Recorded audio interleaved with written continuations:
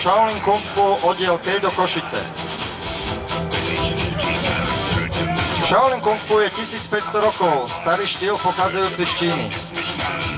Pán Pavol Trcka je jediným oficiálnym predstaviteľom No Shaolin Kung Fu na Slovensku. Je osobným žiakom profesora Soke Keido Yamau.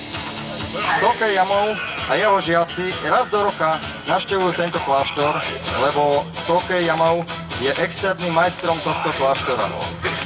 Štýl No Shaolin Kung Fu založil v roku 1972 profesor Soke Jimmy Keido Yamau 10. dan, ktorý cvičil rôzne druhy bojových umení ako niekoľko rôznych štýlov severného Shaolin Kung Fu, Sorinji Kempo, Aikijutsu, karate, judo a s mnohými budo zbraňami. 50 rokov v Japonsku, Číne a Škandinávii.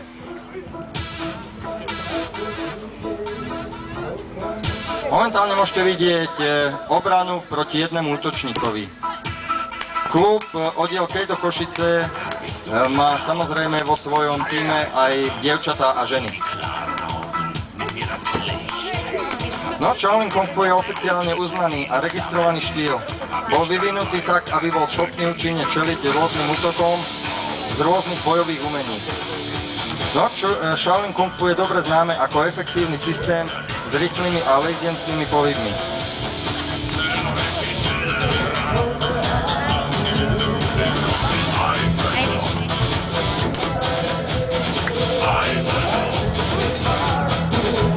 Systém Kung Fu obsahuje aj cvičenia kata. Cvičenec predvádza boj proti imaginárnym útočníkom.